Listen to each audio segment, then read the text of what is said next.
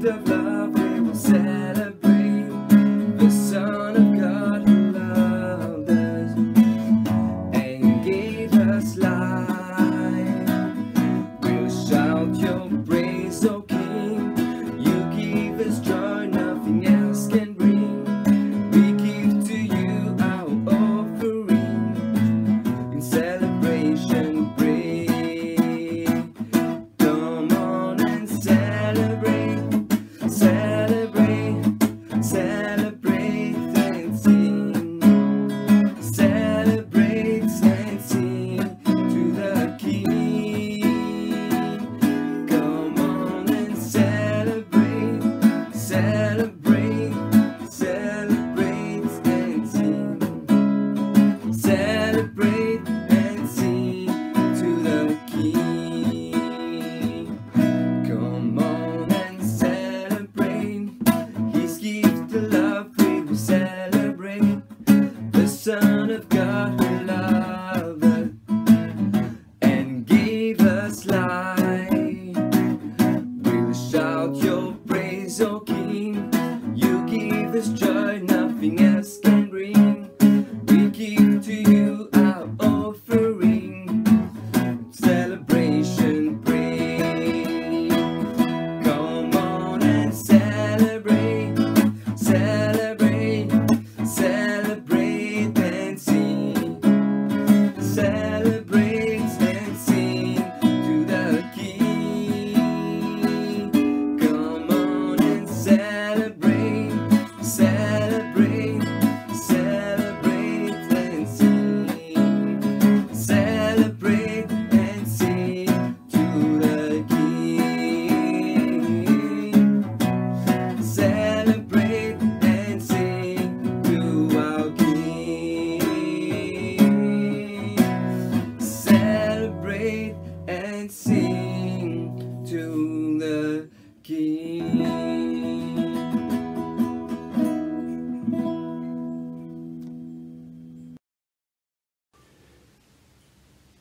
Bonsoir tout le monde.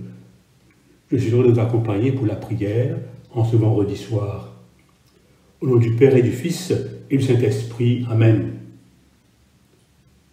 Que ma prière devant toi s'élève comme un encens et mes mains comme l'offrande du soir. Je bénis le Seigneur qui me conseille. Même la nuit, mon cœur m'avertit.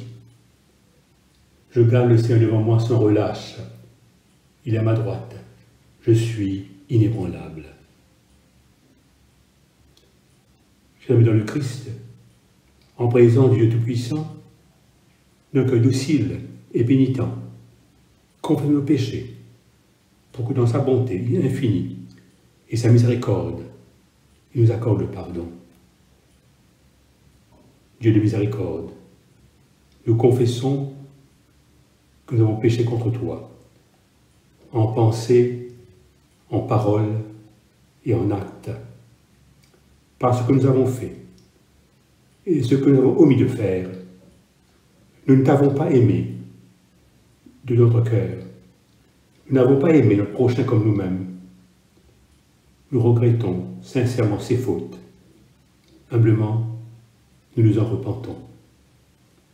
Pour l'amour de ton Fils Jésus-Christ, prends pitié de nous et pardonne-nous. Alors ta volonté fera notre joie et nous pourrons marcher dans tes chemins pour la gloire de ton nom. Amen.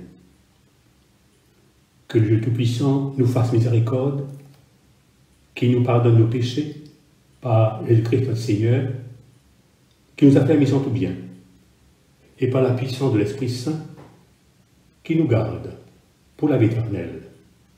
Amen. Dieu, viens à mon aide. Gloire au Père, et au Fils, et au Saint-Esprit, au Dieu qui était, et qui vient, pour les siècles des siècles. Amen. Nous prenons l'hymne de joie et lumière. Joie et lumière, de la gloire éternelle du Père, le Très-Haut, le Très-Saint, ô Jésus-Christ, parvenu à la fin de ce jour, Contemplant cette clarté dans le soir, nous chantons le Père et le Fils, le Saint-Esprit de Dieu. Oui, tu es digne d'être chanté, dans tous les temps, par des voix sanctifiées. Fils de Dieu qui donne vie, peu l'univers te rend gloire. Mettons-nous maintenant à l'écoute de la parole de Dieu. Je vais lire quelques versets du psaume 35, une adaptation de l'office du Thésée. Accuse, Seigneur, mes accusateurs, assaille mes assaillants, prends armure et bouclier, et viens à mon aide. Brandis la pique et la lance contre ceux qui me poursuivent. Seigneur, dis à mon âme, c'est toi mon salut. Et mon âme exultera dans le Seigneur, jubilera en son salut. Tous mes os diront, Seigneur, qui est comme toi, pour délivrer le petit du plus fort, le pauvre du spoliateur. Des témoins de mensonges se lèvent et me demandent ce que j'ignore. Ils me rendent le mal pour le bien. Ma vie devient stérile. Quand ils souffraient, moi, vêtu d'un sac, je m'humiliais par le jeûne. Ma prière revenant dans mon sein comme un ami, comme un frère, je m'en allais, comme en deuil d'une mère, assombri, je me courbais. Ô Maître, jusqu'à quand verras-tu? Soustrais mon âme à leur ravage. Ô lionceau, mon unique, je rendrai grâce dans la grande assemblée. Dans un peuple nombreux, je te louerai. Tu as vu, Seigneur, ne sois pas muet, ne sois pas loin de moi. Éveille-toi, lève-toi pour mon salut. Dieu mon Maître pour ma cause. Rires et cris de joie pour ceux-là que réjouit ma justice. Ceux-là qui disent constamment, grand est Dieu, que réjouit la paix de son serviteur. Ma langue dira ta justice tout le jour.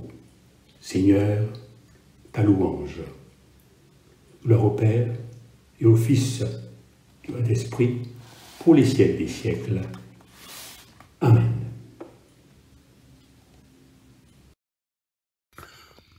« 1 Samuel 17, versets 31 à 54. Lorsqu'on eut entendu les paroles prononcées par David, on les répéta devant Saül, qui le fit chercher. David dit à Saül que personne ne se décourage à cause de ce Philistin. Ton serviteur ira se battre avec lui. Saül dit à David, tu ne peux pas aller te battre avec ce Philistin, car tu es un enfant, et il est un homme de guerre dès sa jeunesse. David dit à Saül, ton serviteur faisait paître les brebis de son père. Et quand un lion ou un ours venait en enlever une du troupeau, je courais après lui, je le frappais et j'arrachais la brebis de sa gueule. S'il se dressait contre moi, je le saisissais par la gorge, je le frappais et je le tuais. C'est ainsi que ton serviteur a terrassé le lion et l'ours, et il en sera du Philistin, de cet incirconcis comme l'un d'eux, car il a insulté l'armée du Dieu vivant.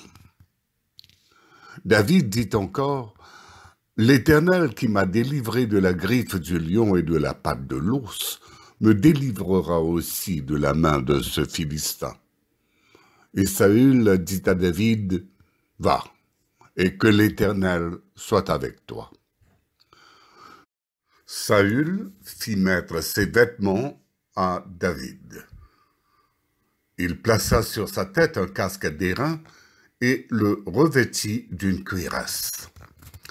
David ceignit l'épée de Saül par-dessus ses habits et voulut marcher, car il n'avait pas encore essayé.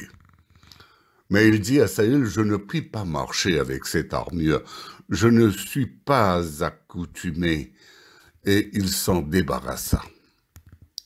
Il prit en main son bâton, choisit dans le torrent 5 pierres polies et les mit dans sa gibecière de berger et dans sa poche. Puis, sa fronde à la main, il s'avança contre le Philistin. Le Philistin s'approcha peu à peu de David, et l'homme qui portait son bouclier marchait devant lui. Le Philistin regarda, et lorsqu'il aperçut David, il le méprisa, ne voyant en lui qu'un enfant blond et d'une belle figure. Le Philistin dit à David, « Suis-je un chien pour que tu viennes à moi avec des bâtons ?» Et après l'avoir maudit par ses dieux, il ajouta, « Viens vers moi, et je donnerai ta chair aux oiseaux du ciel et aux bêtes des champs. » David dit aux Philistins, « Tu marches contre moi avec l'épée, la lance et le javelot, et moi, je marche contre toi au nom de l'Éternel des armées, du Dieu de l'armée d'Israël, que tu as insulté. Aujourd'hui, l'Éternel te livrera entre mes mains, je t'abattrai et je te couperai la tête. Aujourd'hui, je donnerai les cadavres du camp des Philistins aux oiseaux du ciel et aux animaux de la terre, et toute la terre saura qu'Israël a un Dieu. Et toute cette multitude saura que ce n'est ni par l'épée, ni par la lance que l'Éternel sauve, car la victoire appartient à l'Éternel, et il vous livre entre nos mains. » Aussitôt que le Philistin se mit en mouvement pour marcher au-devant de David, David courut sur le champ de bataille à la rencontre du Philistin. Il mit la main dans sa gibecière, y prit une pierre et la lança avec sa fronde. Il frappa le Philistin au front, et la pierre s'enfonça dans le front du Philistin, qui tomba le visage contre terre. Ainsi, avec une fronde et une pierre, David fut plus fort que le Philistin. Il le terrassa et lui ôta la vie sans avoir d'épée à la main. Il courut, s'arrêta près du Philistin, se saisit de son épée qu'il tira du fourreau, le tua et lui coupa la tête. Les Philistins, voyant que leur héros était mort, prirent la fuite. Et les hommes d'Israël et de Juda poussèrent des cris et allèrent à la poursuite des Philistins jusque dans la vallée et jusqu'aux portes d'Écron. Les Philistins, blessés à mort, tombèrent dans le chemin de Charaïm jusqu'à Gath et jusqu'à Écron. Et les enfants d'Israël revinrent de la poursuite des Philistins et pillèrent leur camp. David prit la tête du Philistin et la porta à Jérusalem, et il mit dans sa tente les armes du Philistin. Ici finit la lecture.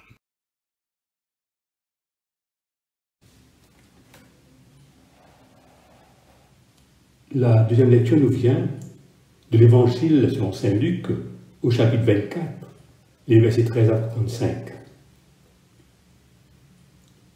Et voici, ce même jour, 2 disciples allaient à un village nommé Emmaüs, et loin de Jérusalem, de 60 stades, et ils s'entretenaient de tout ce qui s'était passé. Pendant qu'ils parlaient et discutaient, Jésus s'approcha et fit route avec eux. Mais leurs yeux étaient empêchés de le reconnaître. Il leur dit, « De quoi vous entretenez-vous en marchant, pour que vous soyez tout tristes ?» L'un d'eux, nommé Cléopas, lui répondit, « Es-tu le seul qui séjourne à Jérusalem ne sache pas ce qui est arrivé ces jours-ci? Quoi leur dit-il? Ils lui répondirent, ce qui est arrivé au sujet de Jésus de Nazareth, qui était un prophète puissant en œuvre et en parole devant Dieu et devant tout le peuple, et comment les principaux sacrificateurs et nos magistrats l'ont livré pour le faire condamner à mort et l'ont crucifié.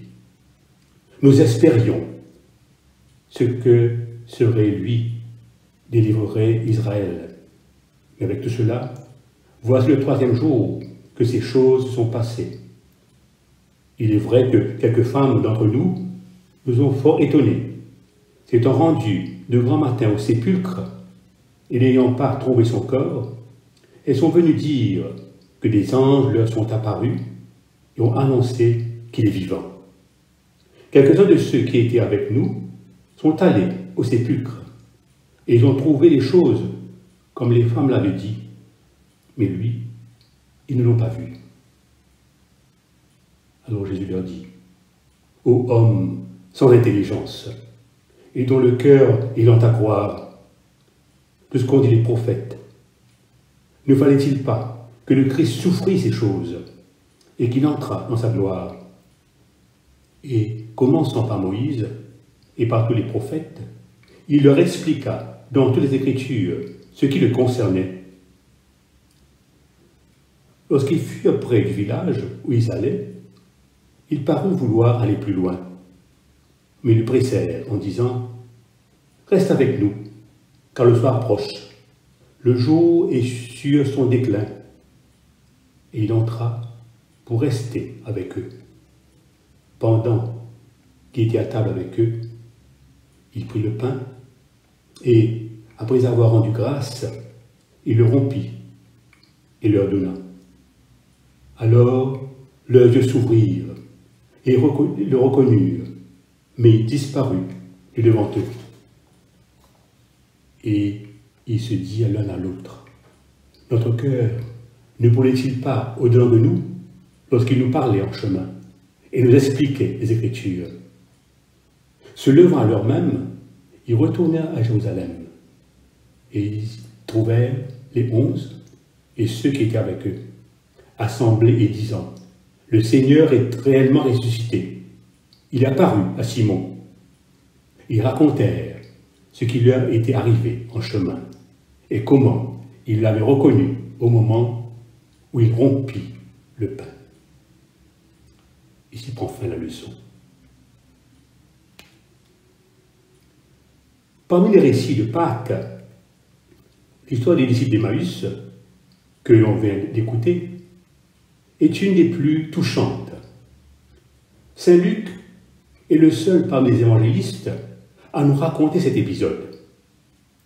En nous racontant, il nous fait revivre l'aventure de ces 2 disciples qui expriment si bien le désarroi de la première communauté après la crucifixion de leur maître. Luc nous décrit cette bouleversante rencontre d'une façon remarquable. La première scène nous présente les 2 voyageurs au soir de Pâques, faisant route vers Emmaüs. Ils étaient complètement découragés, voire déboussolés, devant tout ce qui s'était passé. Comme les autres du groupe, ils avaient reconnu en Jésus le Sauveur d'Israël et, évidemment, ils avaient mis en lui toute leur confiance. La mort de Jésus était pour eux la mort d'une espérance. Tout était fini, tout était perdu, le rêve déçu.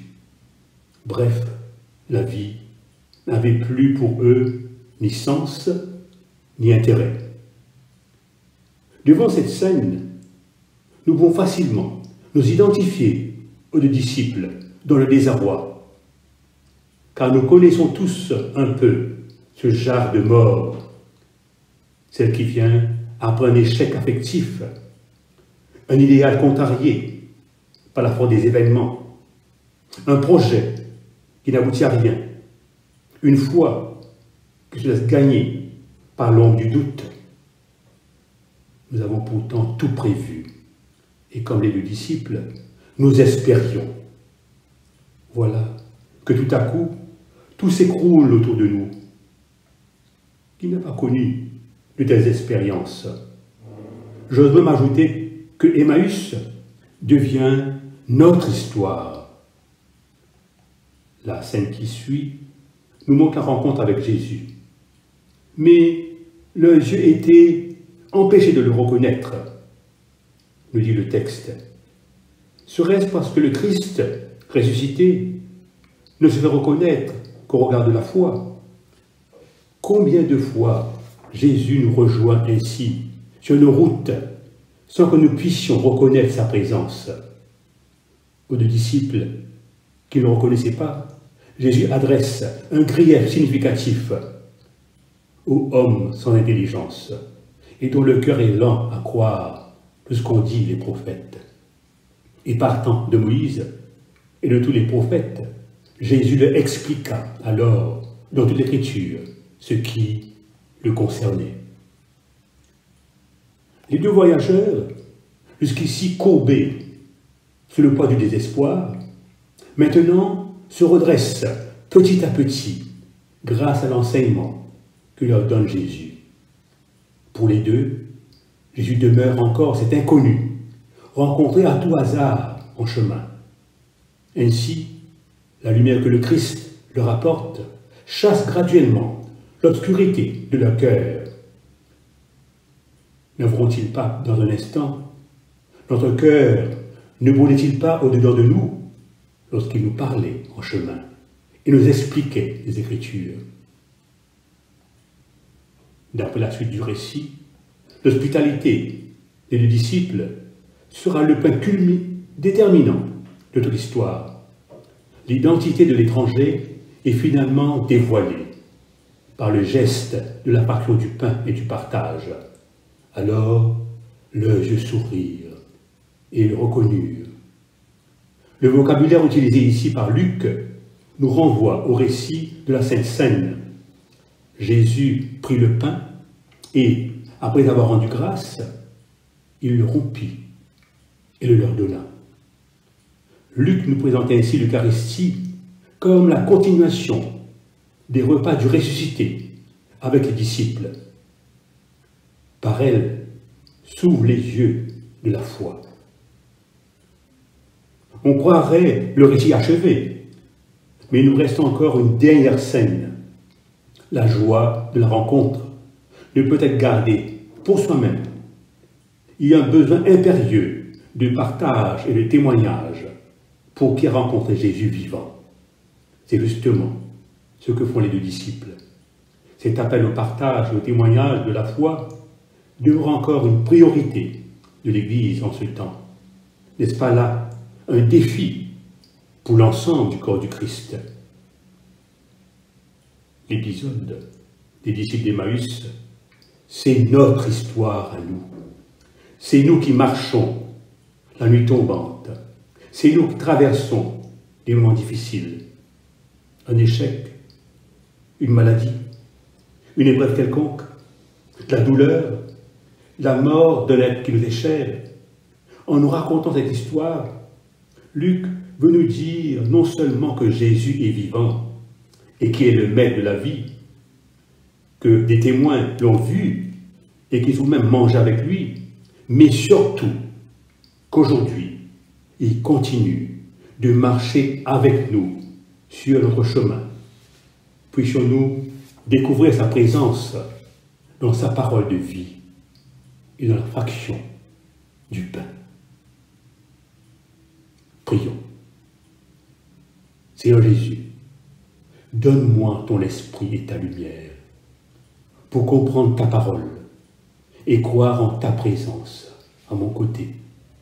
Augmente ma foi au milieu des petits combats de chaque jour et partage avec moi le vrai pain qui fait vivre. Amen.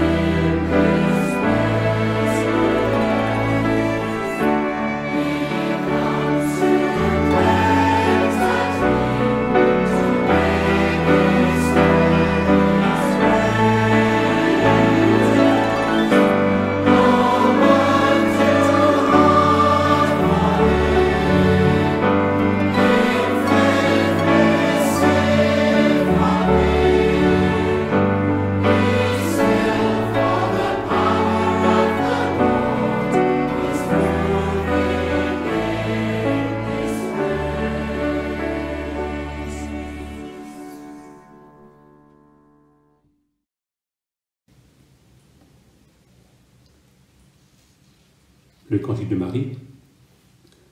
Mon âme exalte le Seigneur, exulte mon esprit en Dieu mon Sauveur. Il s'est penché sur son âme servante. Désormais tous les âges me diront bienheureuse. Le puissant fit pour moi des merveilles. Saint est son nom. Son amour s'étend d'âge en âge sur ceux qui le craignent. Il déploie la force de son bras. Il disperse les superbes. Il renverse les puissants de leur trône. Il élève les humbles. Il compte de bien les affamés. Renvoie les riches les mains vides. Il relève Israël son serviteur. Il se souvient de son amour, de la promesse faite à nos pères, en faveur d'Abraham et de sa race à jamais. Gloire au Père et au Fils et au Saint-Esprit, pour les siècles des siècles. Amen. Nous prenons le cantique de Siméon. Maintenant, ô Maître souverain, tu peux laisser ton serviteur s'en aller en paix, selon ta parole. Car mes yeux ont vu le salut que tu préparais à la face des peuples. Lumière qui se révèle aux nations et donne gloire à ton peuple Israël. Gloire au Père et au Fils et au Saint-Esprit, pour les siècles des siècles. Amen. Ensemble, nous disons le symbole des apôtres. Je crois en Dieu, le Père Tout-Puissant, Créateur du ciel et de la terre, et en Jésus-Christ, son Fils unique, notre Seigneur, qui a été conçu du Saint-Esprit, et né de la Vierge Marie, a souffert sous Ponce Pilate, a été crucifié, est mort, et a été enseveli, et descendu aux enfers. Le troisième jour, est ressuscité des morts, est monté aux cieux, est assis à la droite de Dieu, le Père Tout-Puissant. Lui viendra juger les vivants et les morts. Je crois en l'Esprit Saint, à l'Église catholique, à la communion des saints, à la rémission des péchés, à la résurrection de la chair, à la vie éternelle. Amen.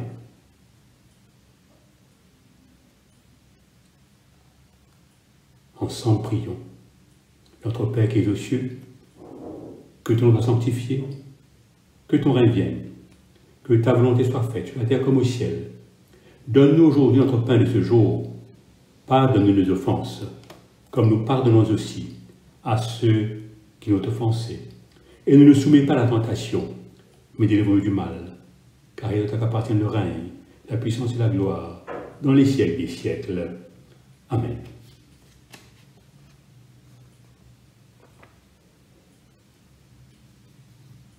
Prions ensemble le Seigneur.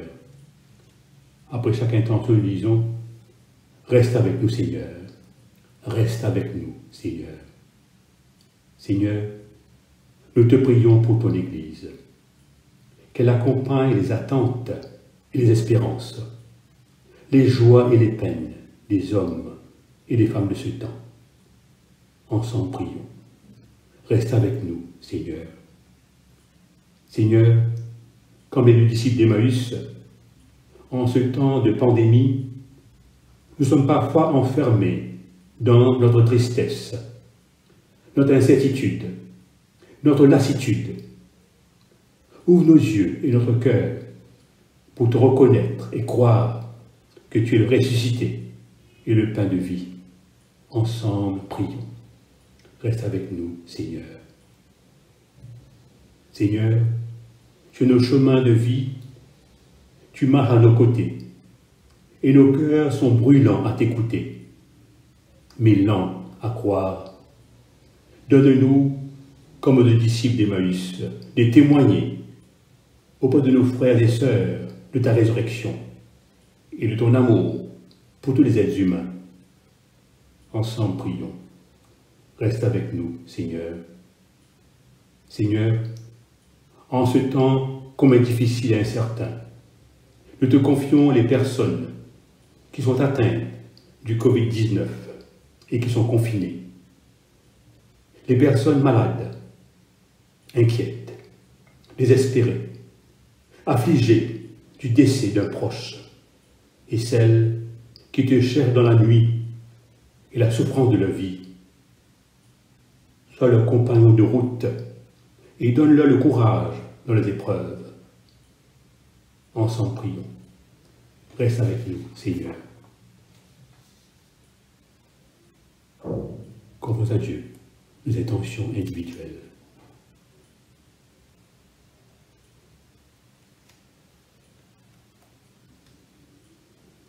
Prions encore le Seigneur. Reste avec nous, Seigneur Jésus. Envoie sur nous le souffle de ton esprit, qu'il ranime notre foi, relève notre espérance, et ranime notre amour pour toi et pour notre prochain. Nous te demandons à toi qui vis et règne maintenant et pour toujours. Amen.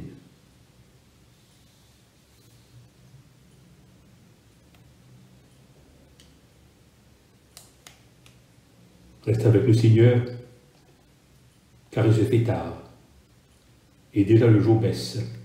Sois notre compagnon sur la route. Enfant notre cœur, rêve notre espérance, pour que nous te découvrions dans les Écritures et dans le pain partagé. Nous te demandons dans ta tendresse. Amen.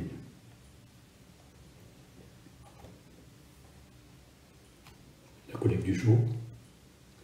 Tu protèges, Seigneur, ceux qui mettent en toi leur confiance. Sans toi, rien n'est fort, rien n'est saint.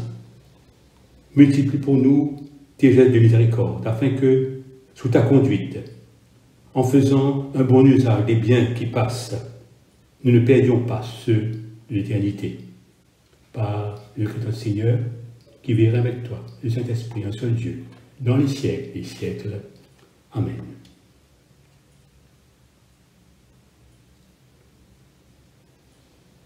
Dieu Tout-Puissant, toi qui nous as accordé la grâce de t'adresser d'un cœur unanime notre prière commune, tu as promis par ton Fils que lorsque deux ou trois se réuniraient en son nom, tu seras au milieu d'eux.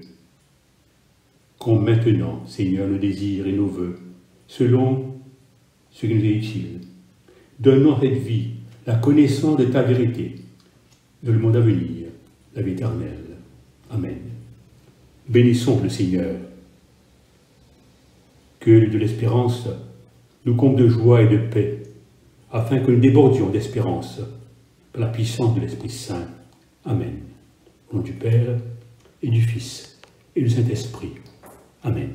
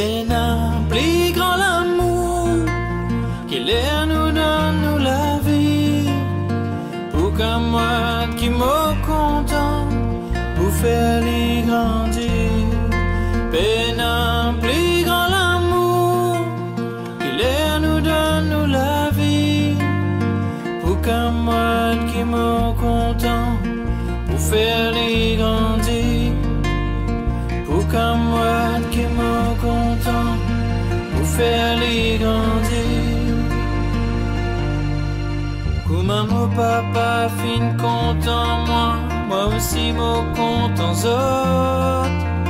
Restant seul amour là, ça même mot la loi. Au fin dire à tout ça là, pour qu'ils autres connaissent la joie. Contents autres pro 5 comme à moi, au fin contents autres. Peine un plus grand l'amour. L'air nous donne nous la vie, pour qu'à moi qui me content, pour faire les grandir. Peine un plus grand l'amour, l'air nous donne nous la vie, pour qu'à moi qui me content, pour faire les grandir. Pour qu'à moi qui me content, pour faire les grandir.